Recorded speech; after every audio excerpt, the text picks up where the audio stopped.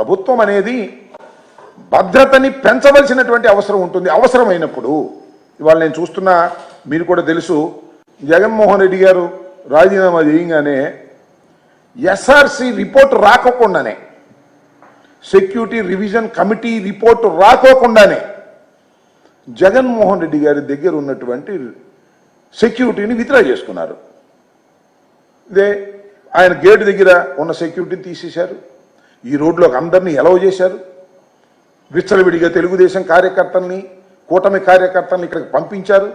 పంపించి ఈ గేటు దగ్గర గొడవలు చేయించారు. అపాస్పాలు చేయాలనే ప్రయత్నం చేశారు. అన్యాయంగా ప్రవర్తించేటటువంటి ప్రయత్నం చేశారు. ఇవన్నీ మీడియాలో ప్రసారం చేశారు. ప్రసారం చేసి జగన్మోహన్ రెడ్డి గారిని పలుచన చేయాలనేటువంటి ఒక ప్రయత్నాన్ని చేస్తున్నారు.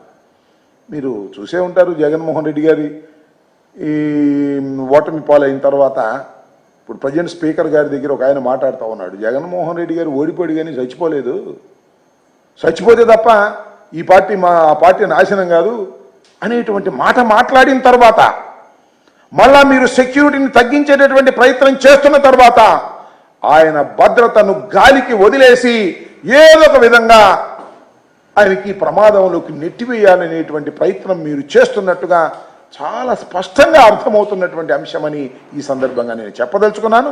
దానికోసమే మేము న్యాయస్థానాన్ని ఆశ్రయించవలసినటువంటి అవసరం వచ్చిందని కూడా ఈ సందర్భంగా నేను చెప్తున్నాను.